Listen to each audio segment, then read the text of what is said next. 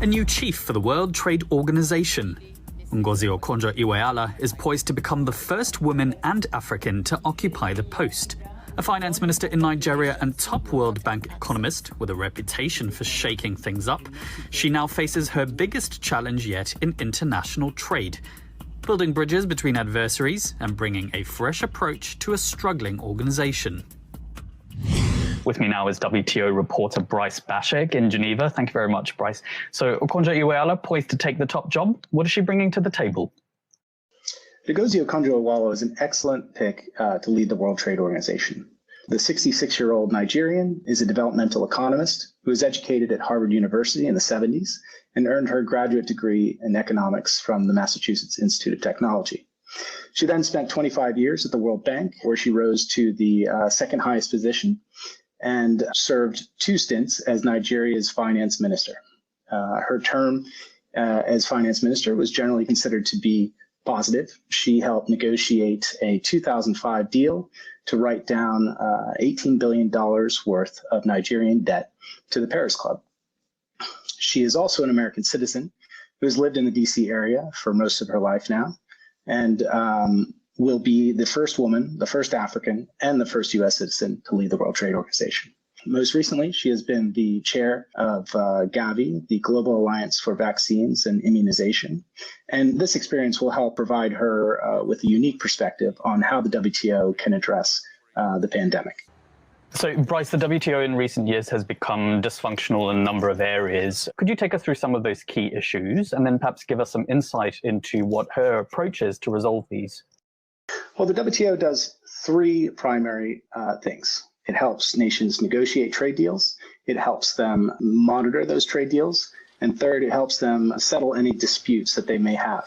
So over the past 25 years, WTO has actually had a poor history of negotiating trade deals. It has one trade facilitation agreement, but broadly hasn't brought down trade liberalization and tariffs since it was first established. Its dispute settlement function was paralyzed in 2019 by the Trump administration, who felt that it was not working properly.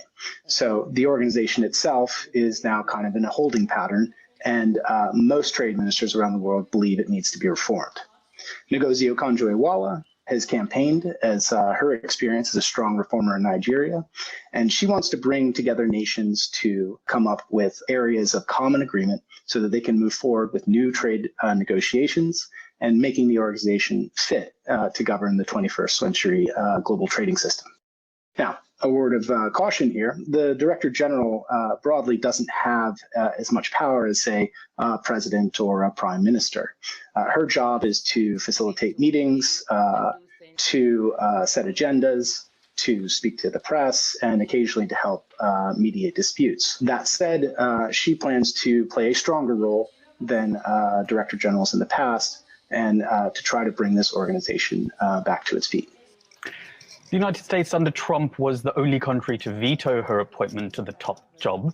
And we also know that U.S. relations with the WTO in general have been strained for several years. So how significant is the change of guard in the United States now for the WTO? So the Trump administration did not really like the WTO. President Donald Trump believed that China's accession to the WTO in 2001 helped China rise at the expense of countries like the United States, who saw their manufacturing capabilities hollowed out as jobs were shipped overseas. Donald Trump even went so far as to say that the WTO was the worst agreement the U.S. had ever signed. His administration, through various policies, crippled the WTO, and most recently blocked the appointment of Ngozi Okonjo-Iweala to be Director General. Now, the Biden administration has taken a different approach.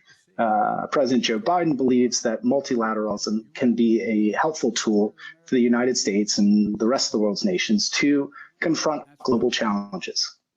As a result, the Biden administration, as of Friday, has agreed to endorsed Okonjo-Iweala's appointment as Director General and is committed to help reform the organization as a much needed step towards making it fit to govern the 21st century global trading system.